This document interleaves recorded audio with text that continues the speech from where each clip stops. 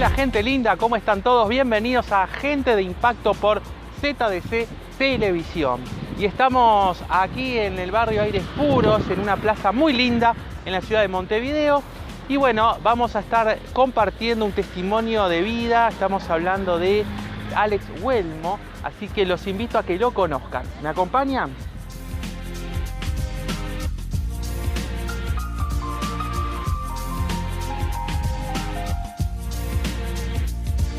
Bueno, Alex, muchas gracias por recibirnos acá en esta plaza tan linda, la verdad. ¿Por qué porque este lugar es especial, ¿no? Es decir, sí. ¿Vos considerás que acá, este punto, este lugar, esta plaza tiene algo diferente? Bueno, ¿qué es lo especial de este lugar? En sí lo que encuentro aquí, principalmente, aquí es un lugar donde yo trato obviamente de hacer ejercicio toda la vuelta, pero también es un lugar donde Dios me llama a tener un encuentro con Él. No solo en el cuarto personal, pero sí de repente Dios me llama a decir, quiero que salgas de tu casa y tener un encuentro que todo el mundo vea que está conmigo. Entonces muchas veces decimos, ¿vos tenés citas especiales con Dios? Y muchas veces decimos, sí, cuando yo llego a mi casa cierro la puerta, que nadie me vea, y ahí abro la Biblia y wow, pasan cosas increíbles con Dios. Pero también es una pregunta que uno tiene que hacerse, ¿y yo salgo a la calle y Dios hace cosas en la calle? Y la verdad que sí. Este lugar es un lugar donde yo he hecho cosas, no diciendo de me senté a leer la Biblia, también hago ejercicio.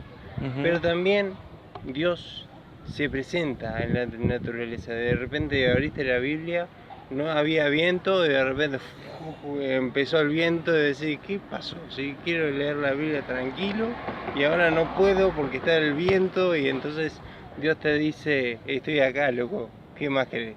Entonces esas cosas especiales durante muchos años me ha visto ver cómo Dios se presenta, a pesar de que su palabra es físicamente probable que esté aquí. Bueno, Alex, contanos cómo fue, digamos, tu infancia. O sea, vos conociste la palabra de Dios ya desde muy chico, desde niño, o la conociste ya de grande.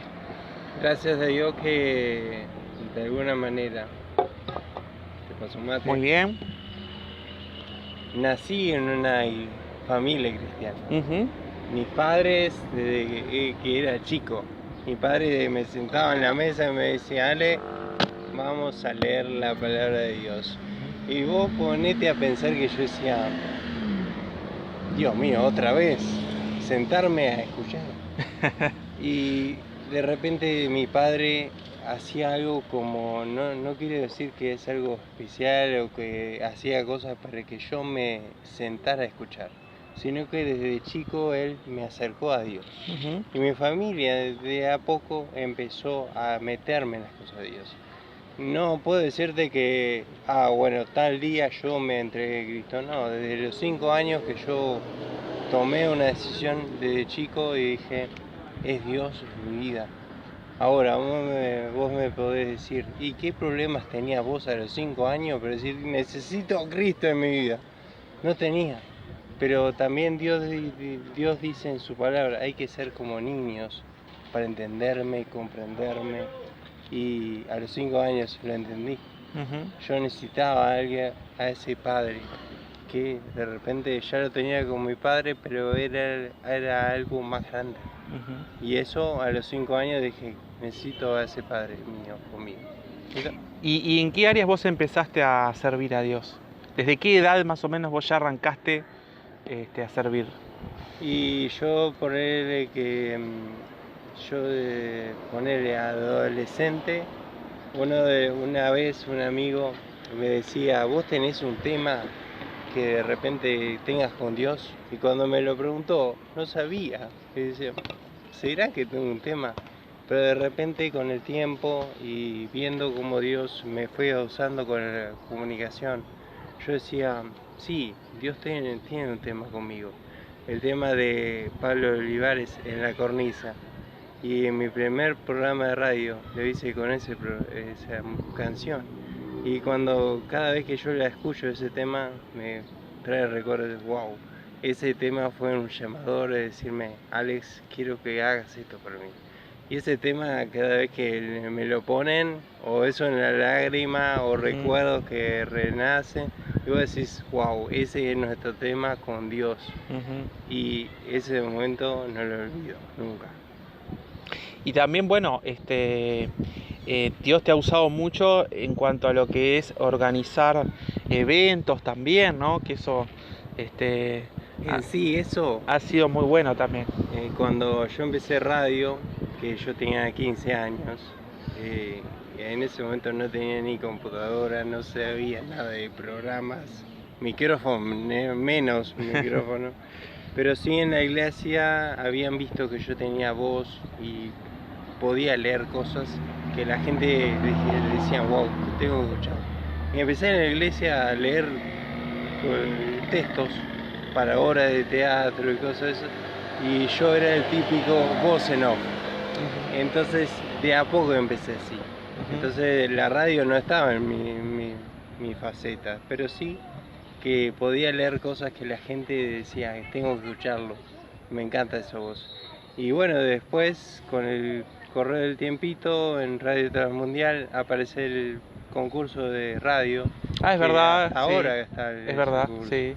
Y yo presenté un programa de radio muy sencillo, y no tenía un potencial para llevar un programa de radio.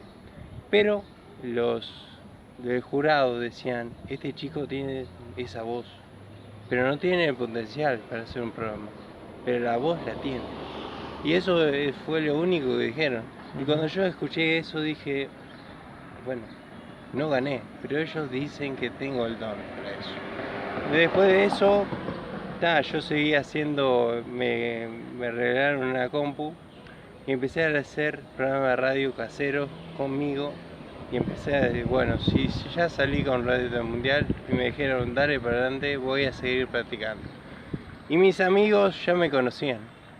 Y ya me decían que me encantaba la radio y todo eso, pero yo no sabía hacer eventos, solo tenía la voz, solo eso. Y fue así que un día, un amigo mío, hijo de pastores, me dice, che Ale, venite, tengo un proyecto. Yo sé que para vos será una locura porque nunca hiciste nada de esto, pero sé que tenés la voz y capaz que vos podés hacerlo. Y yo digo, bueno, está. Y en ese momento fuimos a una casa, había unos hermanos junto con el padre de mi amigo y me dijeron, Alex, y había otro amigo también conmigo, me dicen, esto es algo nuevo, nosotros tenemos ganas de hacer algo para los adolescentes. Yo en ese momento tenía 17 años, 17. Y me dicen, queremos hacer eventos adolescentes. Y vos tenés la cancha para hacer radio. Y no sé, capaz que vos podés hacer algo con mi hijo y con más gente. Y yo decía, eso es una locura. Pero bueno, si puedo hacer radio en un evento que nunca hice, entonces ahí empezamos a trabajar entre amigos y yo en ese momento yo estaba en el liceo estudiando artístico y estaba en el Bethesda y junto a otros amigos hacíamos radio en el liceo. Entonces ya había una faceta artística y creativa que ya estaba haciendo en el liceo. Ajá. Entonces de a poco Dios fue dando las pautas para decir, Alex, quiero llevar tu radio a algo más público. Y fue así que en 2012 se inicia Sin Barreras, ese evento que iniciamos con amigos y éramos incoherentes, no habíamos hecho nunca eso, pero eran hombres y mujeres que apoyaron a 3 jóvenes y adolescentes a hacer algo que no habían hecho nunca, pero algo decía que ellos iban a hacerlo. Sí, yo en la iglesia más que hacer ir a los residenciales abuelos, evangelismo, todo eso, más que nada Sí, de sí, eso. sí, sí. Pero sí tenía ese gusto de hacer radio. Eso es lo que me llamaba a Dios a hacer. Ujú. Pero nunca eventos, nunca vida pública, nada de eso. Solamente me decía Dios, seguime, está conmigo. Ahora, en ese momento, eso de seguir a Cristo era algo muy sencillo. Algo como, bueno, yo creo en Dios, lo amo con todo el corazón, pero era como un niño, un adolescente que estaba recién saliendo. No conocía el mundo, no sabía pecados mortales o cosas fatídicas. Porque en sí vivía en un mundo sano, inocente, solamente pecaba cosas como mentir, yo qué sé, más que eso no. Y de repente Dios me empieza a mostrar un mundo que no conocía, pero que Dios me estaba guiando a estar ahí. Cosa que todo el mundo tiene esas puertas abiertas que Dios te empieza a meter, y vos decís, ¿en qué me estoy metiendo? Cuando Dios está ahí, no sentís inseguridades, sino te metes porque es Dios que te está llamando. Que obviamente después se abrieron muchas puertas más. Pero mi inicio fue Sin Barreras. El nombre, de hecho, Sin Barreras, fue mi primer programa de radio y terminó siendo un evento juvenil que hizo el inicio de gran parte de lo que he hecho para Dios. Claro, muy bien. Y bueno, y en realidad los programas que has hecho de radio, bueno, más o menos qué estilo, qué formato eran los programas. ¿Eran con noticias, con música? ¿Cómo era el formato? En sí, antes de llegar al programa Susodicho de radio, Dios abrió esa puerta de eventos y después me hizo conocer a un montón de gente, un montón de hermanos que le encantaban hacer cosas para otras personas. Salí de los eventos populares, bandas, música, todo eso, y Dios me fue llevando a algo más sencillo. Entonces yo decía, ¿qué querés, Dios? ¿Qué querés? Entonces empecé gracias a esos eventos, a conocer gente que hacía música, le encantaba ir a evangelizar. Entonces empecé a hacer células con niños primeramente, y empecé en Punta de Rieles. Mirá. Sí que te llevas bien con los niños, ¿te gustan los niños? Al principio sí, ahora no tanto. No, ahora es otra cosa, pero en sí al principio empecé con niños y fui con amigos a hacer música. De hecho la palabra la llevaba yo a veces, otras veces no, pero la idea es cantar al Señor. Empezamos a hacer célula con niños y después empezamos a hacer historias para niños, todo eso. Cosa que después nos llevó a ser líderes de adolescentes, cosa que después terminamos siendo líderes de adolescentes. Cosa que Dios empezó a trabajar hasta que terminé en lo que diríamos nosotros en la Radio Cima, que hoy en día es una radio Cima. Exacto. Bueno, y ahí también en el programa tuve realmente también el gusto de compartir una entrevista, ¿no? Sobre el tema, me acuerdo que era sobre educación, que me habías invitado para hablar, y tiré algunas frases ahí medias fuertes, medias polémicas, y después salió ahí en Facebook el titular. ¿Qué dijiste? Pero la verdad que fue muy linda experiencia esa, realmente. Sí. Realmente. Y bueno, y también gracias a esa invitación pude conocer también la radio, que realmente yo no la conocía, y bueno, y ahí fue que empezamos también con el proyecto. Bueno, Alex, contanos, bueno, después pasó el tiempo y bueno, hubo una situación, un hecho que de alguna manera marcó un antes y un después, ¿no? En tu vida. Contanos cómo fue esa situación. Primero, bueno, tú habías ido a un campamento, ¿verdad? bueno, con un grupo de amigos y hermanos para el servicio, ¿no? a Dios. ¿Y dónde era el campamento? ¿En qué lugar era específicamente? En sí, ahora en este momento no te puedo decir bien específicamente, pero era medio en la ruta mismo. Podría decirte que es el Fortín, el lugar donde estuvimos, pero en sí, cuando nosotros fuimos, obviamente fuimos como líderes de adolescentes, y fue un momento en que los adolescentes que estaban ahí eran los mismos niños que nosotros habíamos empezado con las células al principio. ¡Qué bueno! Y terminamos ahí en ese campamento diciendo, wow, todo el proceso que llevamos, y ahora estamos haciendo un trabajo de años acá. Tremendo.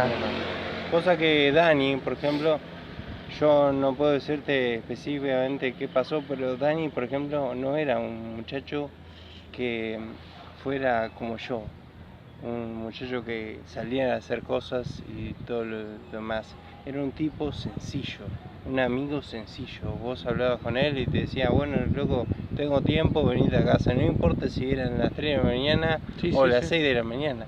El loco te decía, venite, tomamos unos mates y hablamos, charlamos, miramos una peli. Cosa que Dani, obviamente teníamos un trabajo ahí juntos, y yo decía, wow, este muchacho ampliamente era sencillo. El loco no tenía trabas, no tenía secretos, el loco era limpio totalmente. Y cuando nosotros terminamos siendo líderes y llevando gurises a ese campamento, teníamos una historia juntos. ¿Ustedes se conocían desde muy chicos o...? No, me conocí en la iglesia Casa de Dios. Ahí está. Y después de ahí empezamos a hacer cosas juntos, junto con otras personas que conocía, y empezamos a trabajar juntos. Pero Dani lo conocí en esa iglesia, Casa de Dios, que empecé en la radio también, pero fue una culminación con todo, radio y ministerio adolescente. Cosa que Dani, como yo te decía, Dani era un ejemplo. Hasta hoy, amigos de Dani se encuentran conmigo y me dicen, Dani nos dejó una historia para hablar para muchos, y aún muerto sigue hablando solo. Entonces, cuando fuimos a ese campamento ya teníamos una historia y queríamos culminar ahí un ministerio que recién comenzaba, y estábamos juntos en esta cometido. Igualmente, con el correr del tiempo, que la gente no sabe, después de culminar el campamento, y muchos amigos que habían ido, que no tenían nada que ver con el ministerio, pero iban por nosotros para compartir un asado, esto, lo otro, y después de la culminación de ese campamento salimos y nos chocan de atrás. Ahora, ¿qué pasó minutos antes de ese choque? Yo estaba atrás y estaba apretado, supuestamente la historia, porque yo no te puedo decir porque no recuerdo. Pero me dijeron, Alex, vos estabas apretado, sos bastante grande, un Suzuki alto ahí, estabas re apretado atrás. Y Dani estaba adelante y decía, no, Alex, venite para adelante. Ahora, mi pregunta después de escuchar eso es, ¿quién hace eso? ¿Quién te dice, venite para adelante, yo tomo tu lugar? Cosas que hoy en día no lo hacemos. Un amigo está apretado atrás y decimos, jorobate, ya está, sí. Aguantate que llamo te dedo y listo. Pero Dani tenía eso. Él tomaba tu lugar y decía, hey, yo tomo tu lugar. Y minutos antes de entrar a la ruta, él me dice, loco, venite para adelante y yo tomo tu lugar y vas más cómodo. Hacemos ese cambio y después pasa el accidente. Cosas que después te pones a pensar, ¿y si él no hubiera tomado mi lugar? Claro, Él tal cual. seguramente esté donde hoy estoy yo. Sí, ¿estaban yendo directamente hacia el campamento o ya estaban saliendo? Ya había terminado. Había terminado. Fue el cierre. Fue el cierre. El cierre fue el accidente. Ahí está. Bien, y en ese momento cuando él toma tu lugar, ¿no? Bueno, ¿cómo fue que se produjo la situación? Según la historia, Sí, el auto toma la ruta, sale del campamento, toma la ruta, y en ese momento de doblaje, un auto a alta velocidad nos choca de atrás. Fue así. sí, fue Terrible. rapidísimo. Y todo. no solo eso, paró una ruta. El accidente paró la ruta. Fue algo que había sido sencillo, terminó, culminó y paró un día para todo el mundo. De hecho, mucha de la gente que yo conozco me decía, Alex, estábamos en casa y sentimos noticias de un accidente y decíamos, ¿no tenían un campamento los gurises que termina, no serán ellos? Y la gente se empezó a preocupar. ¿Qué pasó con eso? Y después, a las horas, empiezan los mensajitos. Accidente, qué sé. Y todo el mundo empezó, ¿qué pasó con eso? Y fue una vorágine. Cosa que muchos me cuentan, Alex. En horas, el tema de su accidente copó las redes. Sí. Y todo el mundo diciendo, ¿qué pasó? Salió en los medios en todos lados, digo. Y en la tele mismo Sí, decía, a ver, ¿cuántos accidentes pasan así y no paran un mundo? Nuestro accidente paró la ruta y el resto del país estaba hablando de un accidente que había pasado. Y vos preguntás, ¿y qué pasó con ustedes? Nada, nos preocupamos a ver quién había sido. Y de repente, un amigo mío, que hoy en día está vivo, me decía, Alex, cuando pasó el accidente, no me pasó nada, pero verlos a Dani, a vos y la otra acompañante casi muriéndose, y yo ahí mirando todo, yo me quería morir. Entonces, mi amigo que hoy en día está vivo, y compartimos muchas charlas, y me decía, Alex, te regalo ese momento. Si yo te contara los meses que estuve sin poder dormir, porque seguía con la mente de viendo como Dani se moría y la otra estaba inconsciente y vos estabas también inconsciente. Sí. Y yo decía, esto es una pesadilla que me quiero despertar. Y todo estaba pasando en mí, viendo todo. Y no había sufrido ninguna lección. Entonces, la historia primera que tuvimos fue de él. Él nos contó todo lo que pasó. Él decía, yo no entendí por qué yo no había sufrido nada. Era como ver toda la película. Todo, a mis ojos. Sí. Y él después me decía, fue horrible. ¿Y cuánto tiempo estuviste en el hospital? Después de eso, Martín, que es mi amigo, llama para poder auxilio. Sí. Obviamente que después de darse cuenta de la situación que estaba viviendo y agarrar el celular por el shock que tenía y pasaron horas. ¿Por qué? Porque la gente se estaba trancando en la ruta y todo el mundo empezó a trancarse y la policía, la ambulancia, pero la ambulancia demoró horas en llegar ahí. Entonces Dani y yo fuimos al mismo hospital